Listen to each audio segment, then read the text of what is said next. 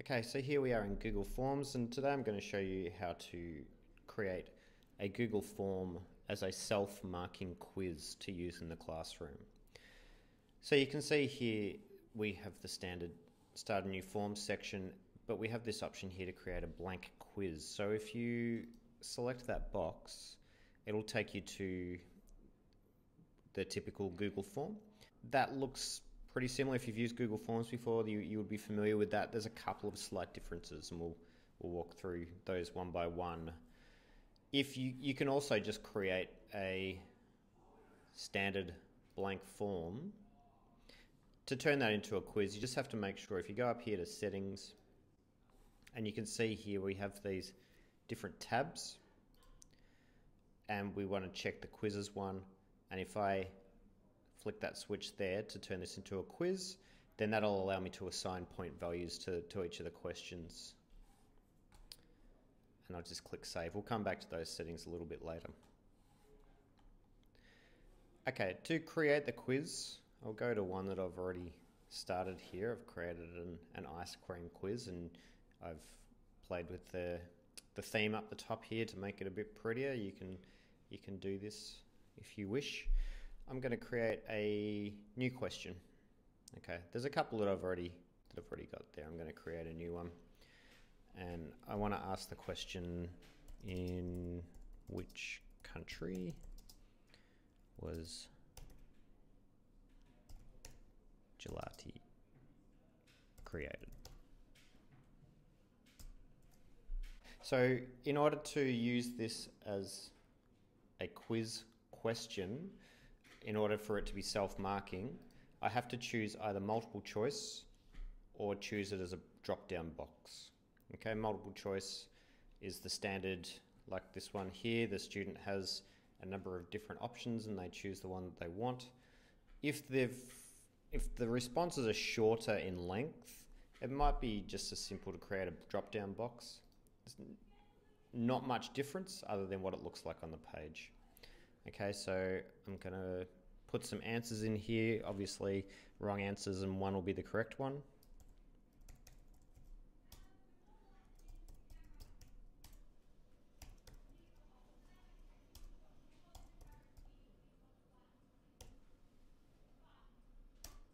Okay. So there I've got 4 responses. One of them is the correct one. Okay. Now I want to assign this a mark, and I want to let the student whether or not they got this correct once it's completed. So if I go down here to answer key, and now what it wants me to do is select how many points I want to make this question out. I'm just going to make it out of 1 point. And I want to hit add answer feedback.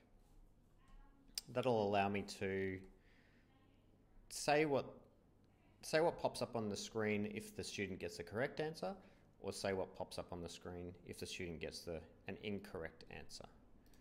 So if the student gets a correct answer, I can just say that they got that correct.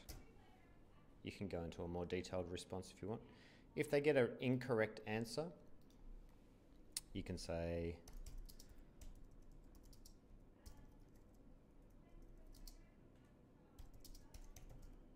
you can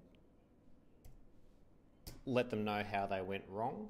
If you want to go into a bit more detail, there's this link option here, and that can send them to a website to give them more information on the subject, or perhaps a YouTube clip.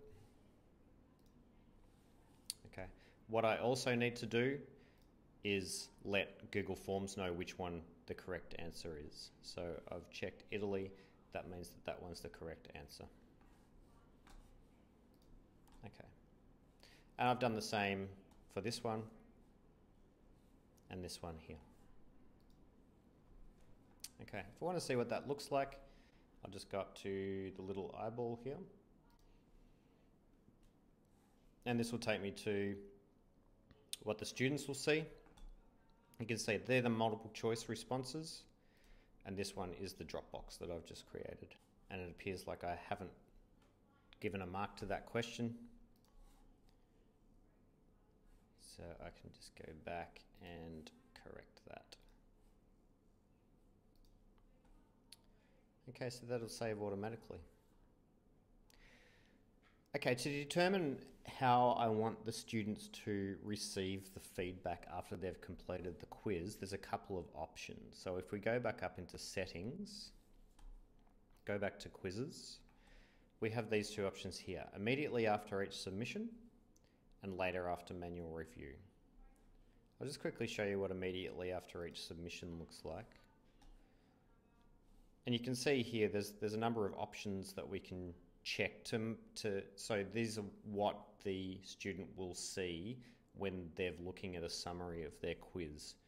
Whether or not they've missed questions, whether or not they've got the answers correct and those answer keys that we've created, and the point values, what the mark that we've been given to each question.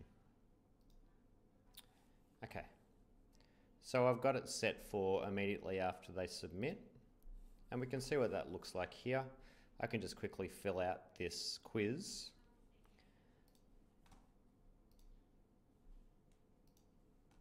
And I'll make this one incorrect. Click submit, and then the student will get this option here. They can check this to view their score. And then when they go to that, they can see how many points they've received, whether they've got the questions correct or incorrect. And if they've got the question incorrect, there's that feedback that we've given them. This is all good, but this is assuming that the student will check that box to see where they went wrong. If we want to have a bit more control over that, we can select that other option, later after manual review.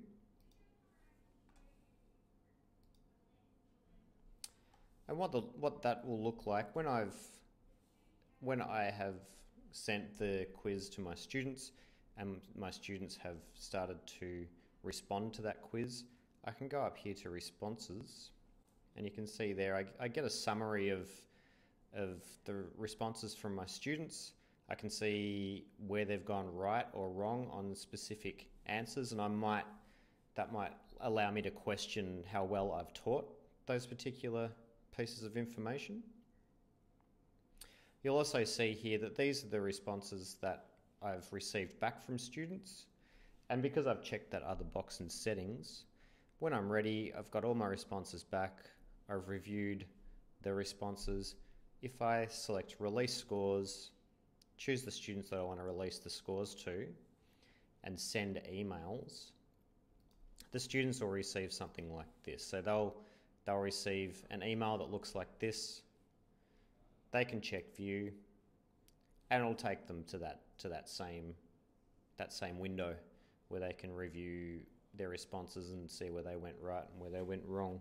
Again, it's basically the same thing, but if we want to make sure that the students have had a look at those responses, then knowing that they've received an email might give you a bit more control over that. Lastly, what I wanted to show you is just if you are in the process of using Google Classroom, you can use one of these quizzes quite seamlessly integrated into Google Classroom by just creating an assignment and going to the Google Drive item selection here. And if I go into that and I can find the quiz that I've created, add that,